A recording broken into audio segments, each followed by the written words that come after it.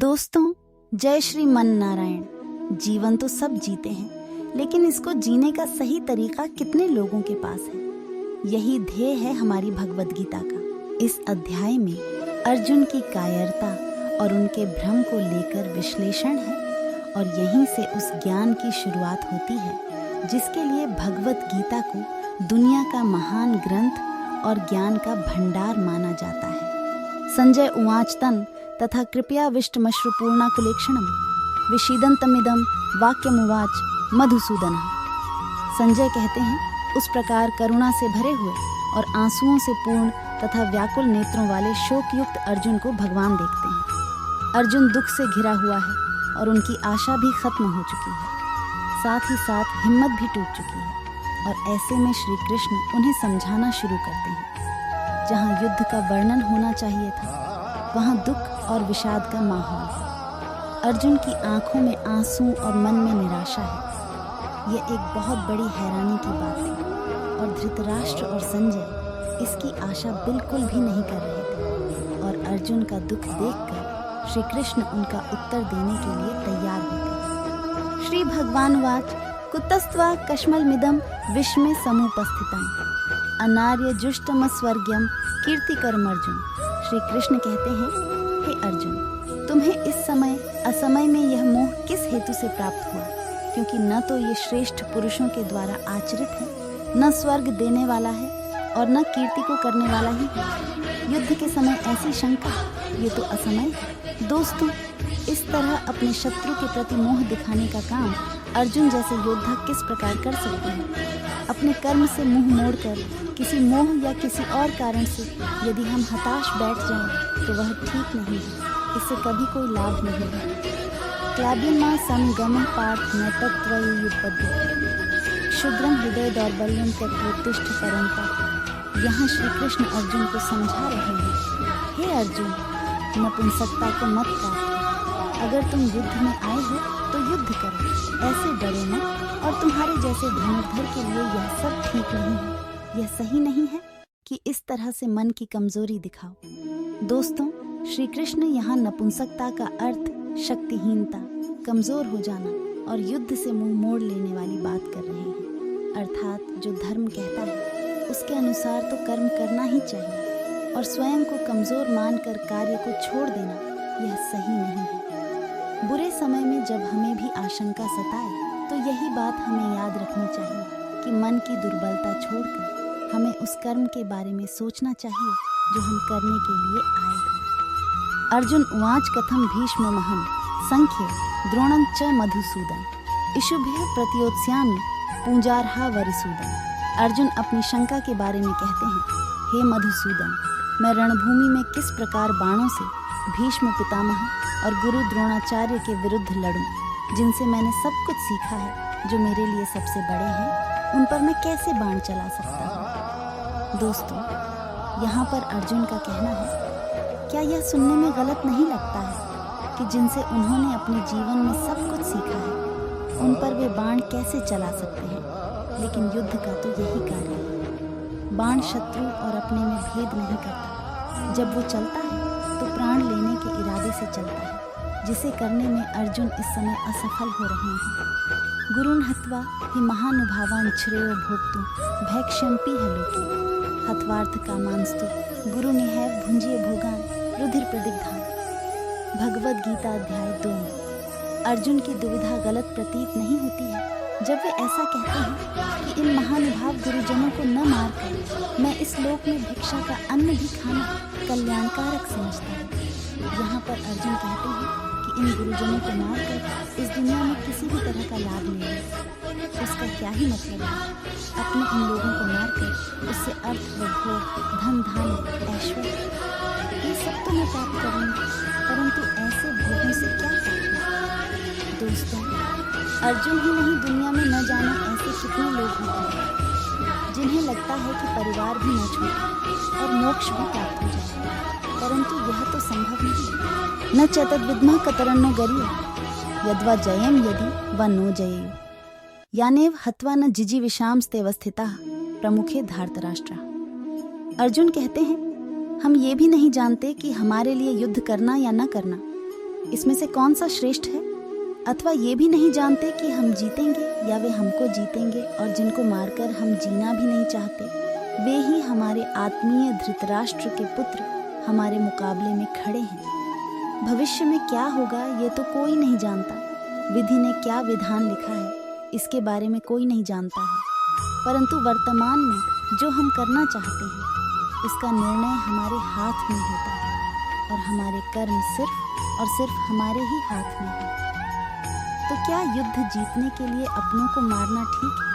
अपने कर्म को पूरा करने के लिए हमें किस सीमा तक जाना चाहिए और किस सीमा को पार करना चाहिए?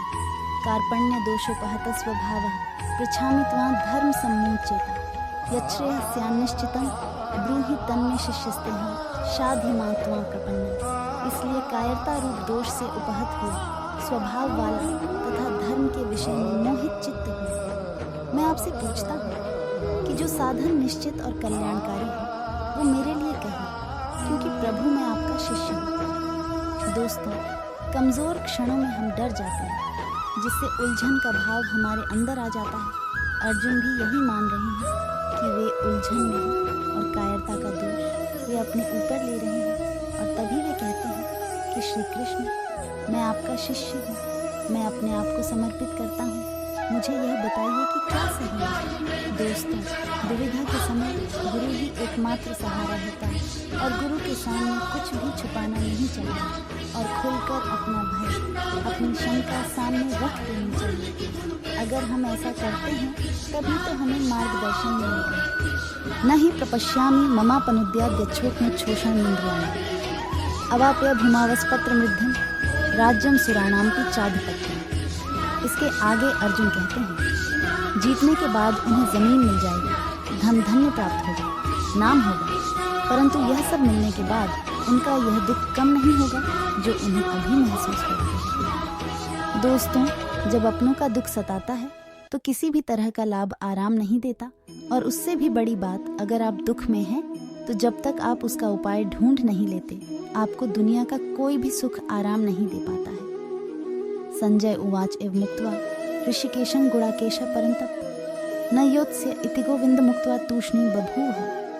संजय धृतराष्ट्र से कहते हैं, हे राजन, निद्रा को जीतने वाले अर्जुन अंतर्यामी श्री कृष्ण से कहते हैं कि मैं युद्ध नहीं करूंगा, और ये स्पष्ट कहकर चुप हो जाते हैं।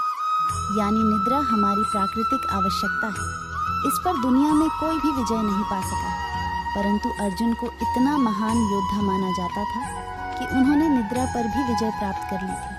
और वही अर्जुन अपनी निद्रा से तो नहीं, लेकिन अपने मोह, अपने डर से हारते हुए दिख रहे हैं। किस समय कौन सी कमजोरी हम पर हावी हो जाए ये कहा नहीं जा सकता, लेकिन अर्जुन अपनी इस दुर्बलता को हराकर आगे बढ़े थे, और ऐसा ही हमें भी प्रयास करना चाहिए। तमुवाच ऋषिकेशः प्रहसन्निव भारत सनयोरुभयोर्मध्ये विषिदन्तमिदं वचः।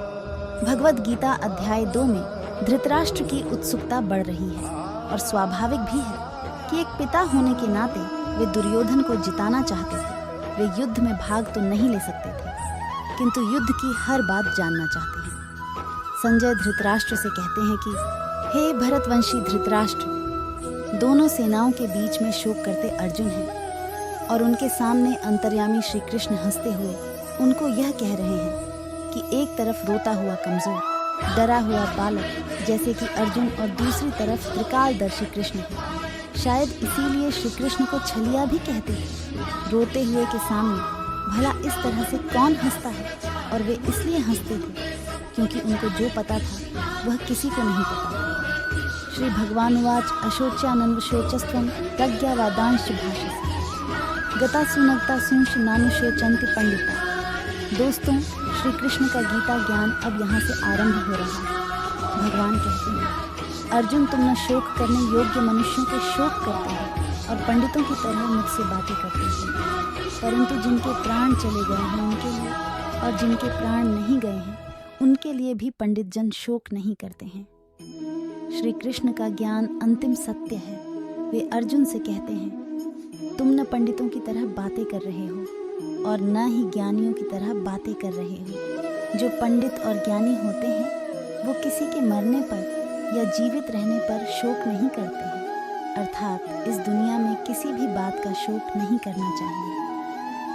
न त्वे वाहन जातु न सम न त्वम नेमे जनाधिपाः न चैव न भविष्यामः सर्वे वयमतः परम। हे अर्जुन, न तो ऐसा ही है कि किसी काल में मैं नहीं था, तुम नहीं थे, अथवा ये राजा लोग नहीं थे, और न ऐसा ही है कि इससे आगे हम नहीं रहेंगे। ऐसा कोई समय नहीं था अर्जुन, जब अर्जुन नहीं था, कृष्ण नहीं था, बाकी के राजा नहीं थे। हम आते हैं और जाते हैं, फिर से आते हैं, और समय का खेल चलता रहता है। दोस्तों, ये बात अर्जुन और हम जैसे दुनियादारी में फंसे लोगों को समझना या समझाना मुश्किल है, और इसी में से श्री कृष्ण हमें बाहर निकालना चाहते हैं। काल का फेर तो चलता ही रहता है। हर काल में हमारे जैसे, अर्जुन के जैसे और श्री कृष्ण के जैसे लोग होते हैं, और आने वाले समय में भी तीनों तरह के लोग होंगे, और ऐसा ही खेल फिर से होगा। देहिनोऽस्मिन्यथा देहे कौमारं यौवनं जरा तथा देहांतर प्राप्तिर्धीरस्तत्र न मुह्यते। श्री कृष्ण जीवन का खेल समझाते हुए कहते हैं, जैसे जीवात्मा की इस देह में बालक उत्पन्न, बचपन, जवानी और वृद्धावस्था होती है, वैसे ही अन्य शरीर की प्राप्ति होती है। इस विषय में धीर पुरुष मोहित नहीं होता। हमारी आत्मा तो वही रहती है, लेकिन शरीर बचपन से लेकर बुढ़ापे तक बदलता रहता है। वैसे ही नए जन्म में नया शरीर मिलता है। दोस्तों, श्री कृष्ण कहते हैं कि बदलाव प्रकृति का नियम है। जो अभी है वह अगले पल बदल चुका है। आपको चाहे वह दिखे या न दिखे, आप उसे महसूस करें या न करें, जब बदलाव नियम है तो ऐसे नियम के लिए दुखी क्यों होना।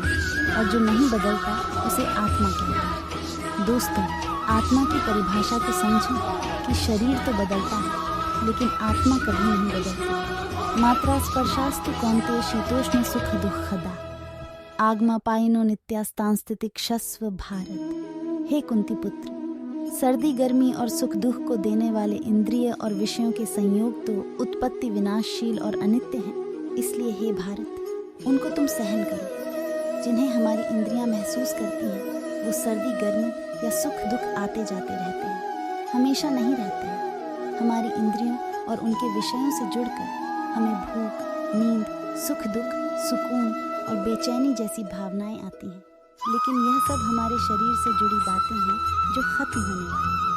परंतु जो खत्म नहीं होता उसे आत्मा कहते हैं।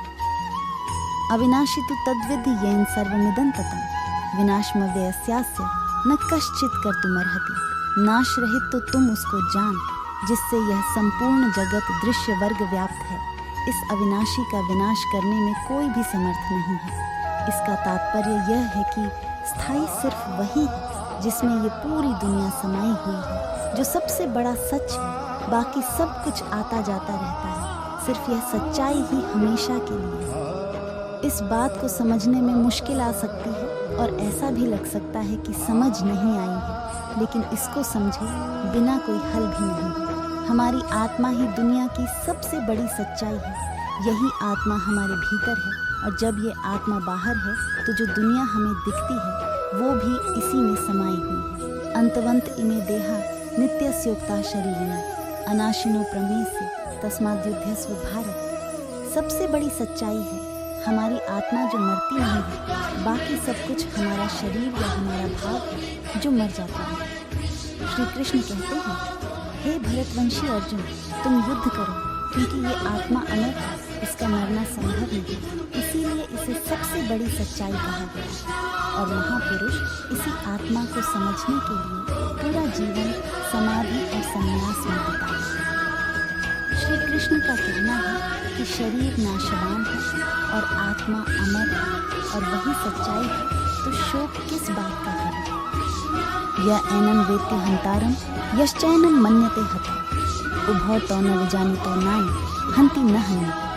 जो इस आत्मा को मारने वाला समझता है तथा जो इसको मरा हुआ मानता है, वे दोनों ही नहीं जानते सच्चाई को, क्योंकि ये आत्मा वास्तव में न तो किसी को मारती है और न किसी के द्वारा मारी जाती है। इसका तात्पर्य है कि आत्मा सिर्फ होती है, उसका होना ही सत्य है, बाकी कुछ नहीं। ये तो अज्ञान ही है जो हमें यह सोचने पर मजबूर करता है कि हमने किसी को मार दिया या हम किसी को मार देंगे। लोग अपने अहंकार में समझते हैं कि वे बहुत कुछ कर सकते हैं या बहुत कुछ कर चुके हैं। ये सिर्फ उनकी अज्ञानता है।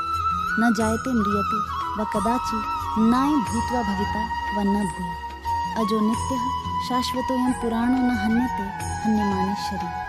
भगवद गीता अध्याय 2 में श्री कृष्ण आगे समझाते हैं कि ये आत्मा न तो किसी काल में जन्म लेती है और न ही मरती है तथा न यह उत्पन्न होकर फिर होने वाली ही है, क्योंकि यह अजन्मा, नित्य, सनातन और पुरातन है। शरीर के मारे जाने पर भी यह मरती नहीं है। आत्मा हमेशा रहती है हर काल में, बाकी सब कुछ आता है और जाता है। आत्मा कल, आज और कल हमेशा ही रहेगी। दोस्तों, गीता की सबसे गंभीर बात का यह मूल है, जब कुछ नहीं था तो आत्मा थी, जब कुछ नहीं होगा तब भी आत्मा होगी। आत्मा को छोड़ बाकी सब बदलेगा, आएगा और जाएगा। वेदा विनाशिनं नित्यं ये एन्मजं गयं कथं स पुरुषः पार्थं घातयति हन्ति कं। हे प्रथापुत्र अर्जुन, जो पुरुष इस आत्मा को नाशरहित, नित्य, अजन्मा और अव्यय मानता है, वो पुरुष कैसे किसी को मरवाता है और कैसे किसी को मारता है। जो इस बात को समझता है कि आत्मा ही सबसे बड़ा सत्य है, वो पुरुष किसी को कैसे मार सकता है या कैसे मरवा सकता है। इस बात को समझने का मतलब है कि ब्रह्मरूपी सत्य को समझना, ब्रह्म को समझना। सत्य से अधिक हम झूठ को महत्व देते हैं, आत्मा से अधिक हम पार्थिव शरीर को, वह शरीर जो मिट्टी से बना है और अग्नि में जल के फिर से मिट्टी हो जाएगी। महत्व हमें अपनी आत्मा को देना, जो हमेशा थी और हमेशा रहेगी। वासांसि जीर्णानि यथा विहाय नवानि गृह्णाति नरोपराणि तथा शरीरानि विहाय जीर्णान्यन्यानि संयाति नवानि गृह्णाति। जैसे मनुष्य पुराने वस्त्रों को त्याग कर नए वस्त्रों को ग्रहण करता है, वैसे ही जीवात्मा पुराने शरीरों को त्याग कर दूसरे नए शरीरों को प्राप्त होता है। अर्थात आत्मा को छोड़ बाकी सब कुछ बदलता है, बिल्कुल वैसे ही जैसे हम कपड़े बदलते हैं। पुराने कपड़े के फट जाने पर उसे छोड़ दिया जाता है, वैसे ही अलग अलग कारण से जब मृत्यु होती है और शरीर रहने लायक नहीं रहता, तब आत्मा उसे छोड़कर दूसरे नए शरीर में चली जाती है। शरीर की आयु होती है, परंतु आत्मा की नहीं। जब देह की आयु पूरी हो जाती है, तब उसकी सांसें रुक जाती हैं और आत्मा अपने घर को छोड़ दूसरे घर में चली जाती है। नैनं छिन्दन्ति शस्त्राणि नैनं दहति पावकः न चैनं क्लेदन्त्यापो न शोषयति मारुतः। इस आत्मा को शस्त्र नहीं काट सकते, इसको आग नहीं जला सकती, इसको जल नहीं गला सकता और वायु इसको सुखा नहीं सकती। आत्मा कोई वस्तु नहीं जो जल जाए, कट जाए या सूख जाए। आत्मा के इसी स्वरूप को श्री कृष्ण समझा रहे हैं। जैसे कपड़ा फटता है, गल जाता है, उसी तरह से आत्मा को कोई वस्तु समझना भूल होगी। उस आत्मा को दुनिया की किसी चीज से मत तोड़िए। आत्मा किसी के भी जैसी नहीं, उसका कोई दूसरा उदाहरण संभव ही नहीं है। आत्मा अपने आप में विरली और अनूठी है। ये हमसे पहले भी थी और आगे भी रहेगी। अच्छेद्यो यम दाह्यो यम क्लेद्यो शोष्य एव चिच्च नित्य सर्वगतः स्थाणुरचलो यम सनातन। यह आत्मा अच्छेद्य है, इसे छेड़ा नहीं जा सकता है। यह आत्मा अदाह्य है, इसे जलाया नहीं जा सकता है। अक्लेद्य है, अर्थात गीला भी नहीं किया जा सकता है। और निसंदेह अशोष्य है, अर्थात इसे सुखाया भी नहीं जा सकता। यह आत्मा नित्य, सर्वव्यापी, अचल, स्थिर रहने वाली और सनातन है। दोस्तों, सनातन का अर्थ होता है जो हमेशा से है और हमेशा रहेगा, वही आत्मा भी है। श्री कृष्ण ये बताना चाहते हैं कि हम जो नाशवान हैं, अर्थात हमारा जो यह शरीर है, इस पर ज्यादा ध्यान न दिया जाए और आत्मा को समझा जाए, जिसका नाश नहीं हो सकता। तभी हमें मुक्ति मिलनी संभव हो सकती है, वरना मोह और दुविधा में हम हमेशा फंसे रह जाएंगे। जैसे कि अभी अर्जुन फंसे हुए हैं और अपना कर्म करने के लिए तैयार नहीं है। अव्यक्तो यम चिंत्यो यम विकार्यो यम उच्यते तस्मादेवं विदित्वैनं नानुशोचितुमर्हसि।